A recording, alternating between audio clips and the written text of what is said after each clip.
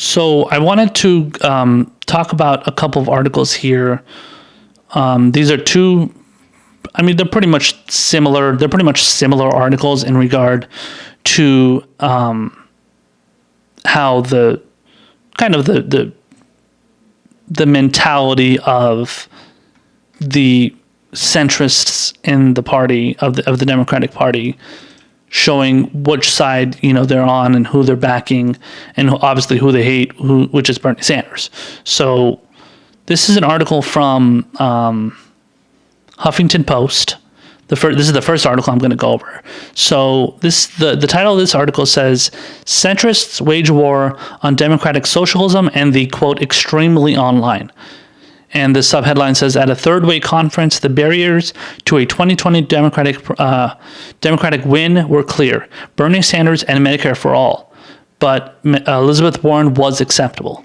So let me just read parts of this article here, because I wanted to also get to the other article, which is similar, but they just I just wanted to show you guys like what we're up against when we're facing off against the mainstream media and, kind of dealing with the propaganda that's put out there. So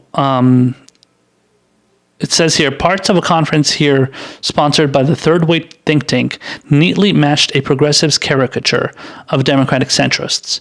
Like when a white male congressman from a Republican-leaning district told a wine-sipping crowd of operatives, lobbyists, donors, and local elected officials that, quote, "we took a piece of the center back in 2018 and we're going to take more of it back in 2020. Republicans are not the enemy," said Representative Joe Cunningham, who in an upset won his seat in coastal South Carolina last November. "It's the blind partisanship within the Republican Party and the blind partisanship within the Democratic Party sometimes. Some moments, though, would have pleased liberals, like when the president of Emily's List sat on stage and ripped traditional concepts of electability that some Democrats say should be paramount in picking the party's next presidential nominee.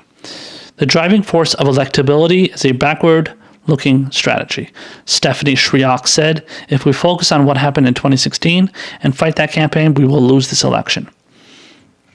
But the overall message was unmistakable. Democrats at the Monday and Tuesday gathering were confident that they could defeat Donald Trump in next year's election, provided the party doesn't pick Senator Bernie Sanders, a Vermont independent, as its nominee, doesn't embrace his signature policy proposals of Medicare for all, and doesn't let a legion of online leftists hijack the debate.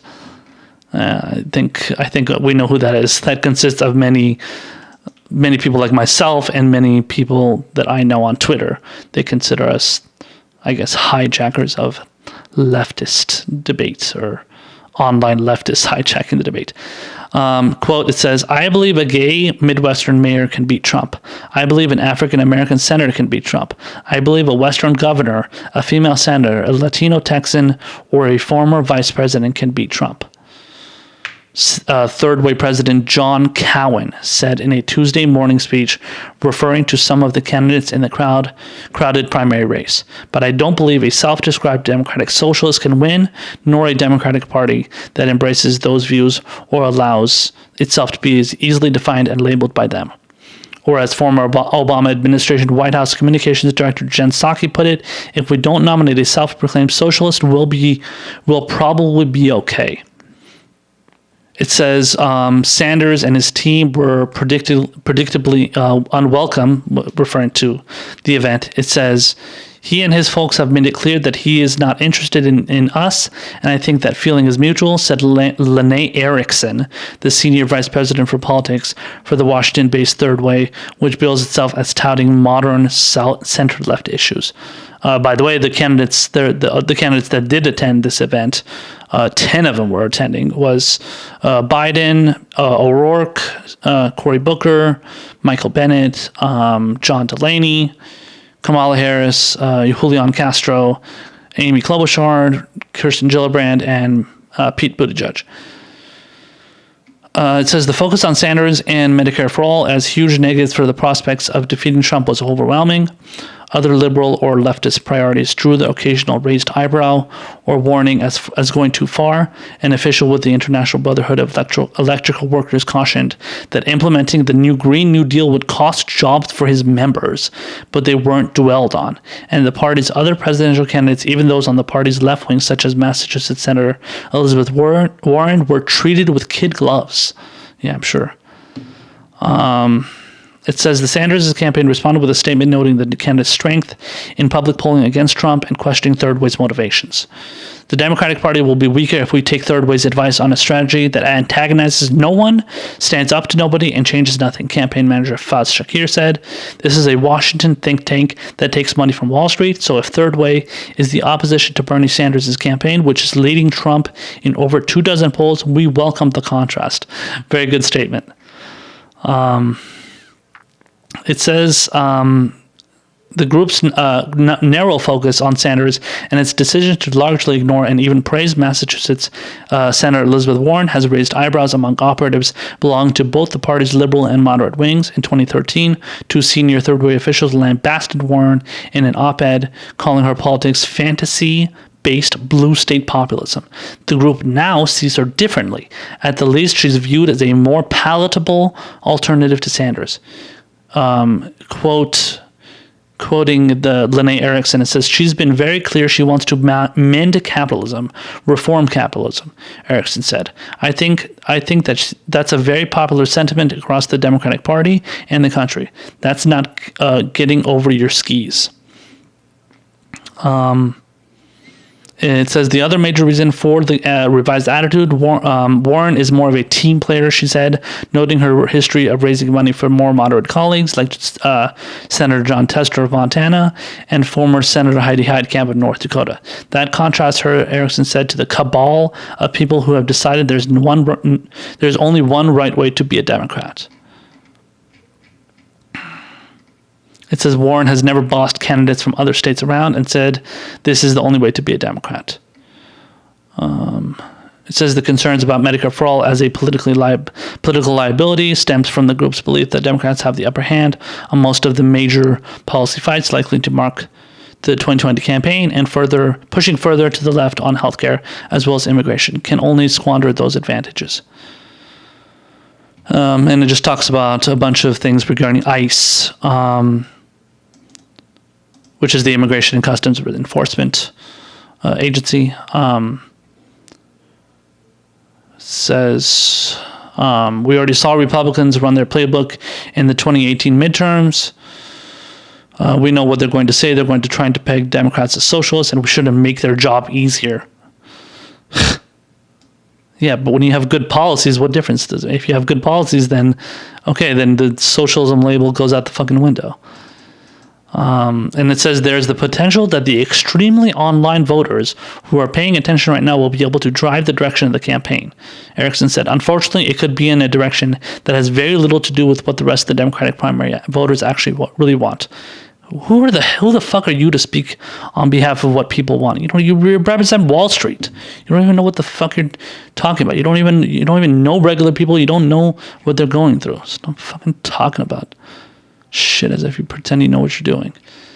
Anyway, so the other article I wanted to go over is very similar, but this is more about how Elizabeth Warren is obviously. This focuses more on how Elizabeth Warren is preferred by centrist, centrist organizations like Third Way and stuff. So it says Warren emerges as potential compromise nominee. The subheadline says, centrists who once said the senator would lead the party to ruin are coming around to her as an alternative to Bernie Sanders. It says there was a time not so long ago when leading Democrats warned that Elizabeth Warren's fantasy-based blue state populism risked leading the party to ruin. But in a revealing tell of how far her campaign has come since its early February launch, some unlikely voices in the center of the party are growing more comfortable with the idea of Warren as the nominee. It's a sign of how the ideological lanes of the 2020 primary have blurred and overlapped, and of the steady progress Warren is making as a candidate. But it's also a statement on Bernie Sanders, Warren's top rival for progressive votes. Sanders continues to face significant resistance from within the party, and nowhere more so than the moderates and establishment players who blanch at his talk of democratic socialism. Warren, on the other hand, is gaining traction among those who once rejected her muscular vision of liberalism. She's drawn notice for her wide-ranging "I have a plan for that" policy playbook, which has just enough growth and opportunity center-left measures to earn her a serious look from former detractors. The Massachusetts senator may be out of sync with party centrists, but she's drawn at least one sharp line with Sanders that is resonating with prominent moderate voices as she surges into the top tier in national and early state polls. So see what this is. See what they're trying to point out here. They're trying to show how Elizabeth Warren is shifting just carefully over to the right from the left, where she, I think a lot of people can argue she never really was. But I mean, comparing to all the other Democrats that are out there, let alone the Democrats in this race, let alone what the party is, yeah, she was a little bit on the left, I would say. She was a lot more on the left than them. She was nowhere near the left of where Bernie Sanders is, in the opinion of many people like myself and other people, that are much more, pro Bernie than anything, because we know the policies and we know what each of them are pushing for.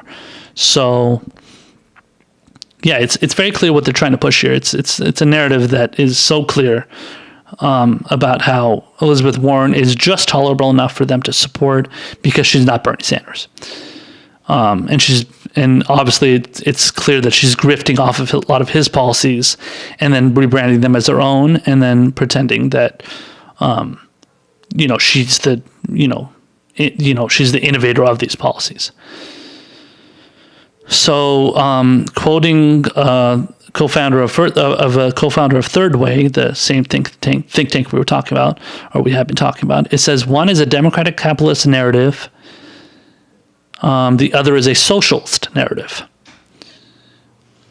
And it says Third Way, which isn't backing a candidate, famously torpedoed Warren in a widely read 2013 op-ed that exposed the party's ideological fissures on entitlements.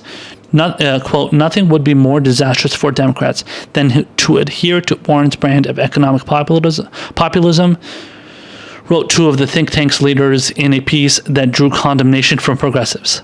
However, Third Way is learning to live with Warren even as it embarks on a mission to ensure the Democratic nominee doesn't stray too far to the left. It says Jim Kessler, one of the authors of the 2013 piece, warning that Warren would lead the party off the populist cliff, raved about the senator's performance last weekend at the Black Economic Alliance candidate forum in South Carolina. Elizabeth Warren kills it at Black Economic Alliance candidate forum. Lover Entrepreneurship Fund, the Third Way co-founder, tweeted. That's what he tweeted this. Jim Kessler tweeted that. It says, I don't agree with Medicare for all. I don't agree with free college, but her consumer protection policies are great. I think she has a good infrastructure plan, said self-described moderate Democrat Reagan Gray, a healthcare policy and political consultant attending the Third Way conference. I absolutely know and believe people are taking a second look at her. She now seems to be getting herself away from the Bernie Sanders grouping. People are taking a second look at her and saying, some of her policies are good. Maybe she isn't like Bernie. The rest of the article is basically saying a lot of the same things that we read from the article from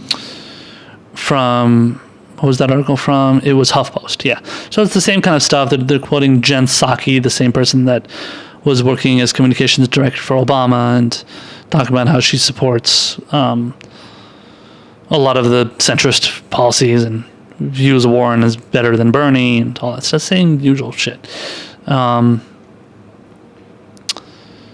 It says something about the polling here, and it says that it suggests that at least one of Warren's lightning rod proposals taxing the net worth of wealthiest Americans has support that extends beyond progressive circles.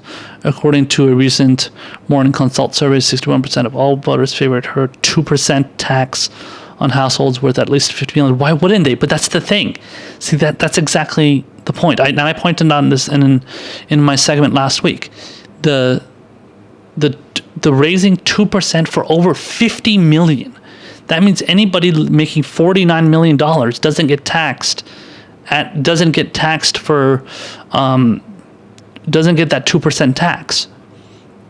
They don't get that 2% tax wealth on households over, so if you're making $49.9 million, you're not going to get taxed at the rate that she's talking about, the 2% wealth tax.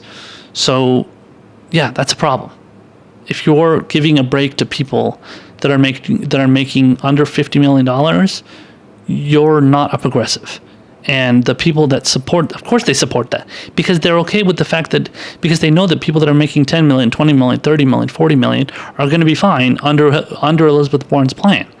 And it's clear that this is this policy is to cater to those centrist corporatist donors. So, the centrist centrist groups and corporatist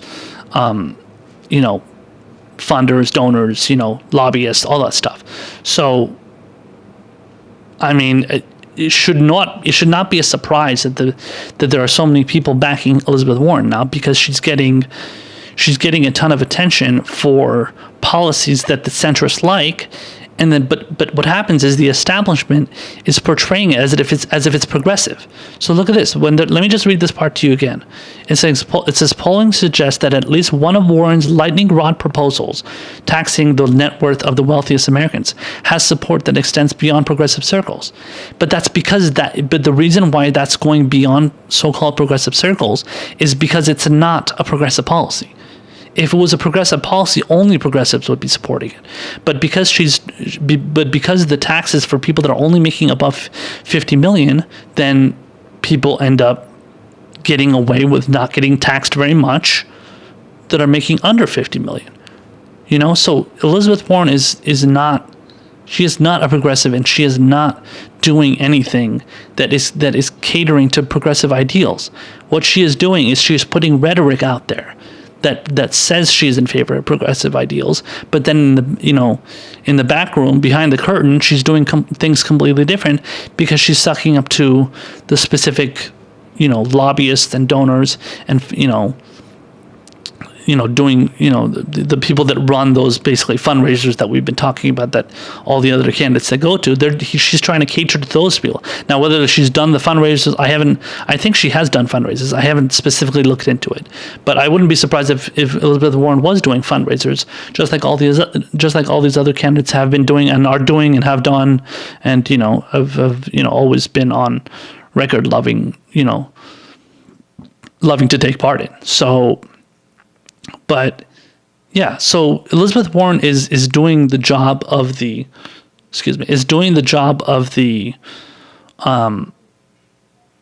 super rich, while catering to progressives in the slightest ways possible. And it's very, very obvious that she doesn't want to piss off those super rich, because she knows that those people are going to come after her. So she figures, okay, let me just throw a bone to each side. And then in reality, I'm not going to throw much of a bone to the progressives if I become president, let alone if I become the nominee. So she knows what she's doing, and she's being very careful to make sure that she appeases everybody, and she does she does what she can to make everybody happy, so that she can get that nomination, while talking about how progressive she is and how she cares about regular people. And so, same thing that Joe Biden is doing, but she sounds a little bit more convincing to some people. And to be fair, not to progressive, but I mean to I guess the people that are liberal, and obviously, like I said last week, Hillary supporters are talking about how they're going to back her, how they can support her and stuff if she runs for president. That was an article from 2018 that I talked about. But yeah, but I mean, she knows she has to cater to those people, to those kind of moderate center left people, while talking about how she's going to be pushing for progressive policies, even though she's really not. So she's being very, very careful. She's walking a fine line, and she wants to be sure that she can get all the votes that she can, then just end up taking one side, which is not going to end up being the progressive side. I promise you that. So don't fall for this shtick. This shtick is so clearly to cater to the corporatist and these centrist think tanks.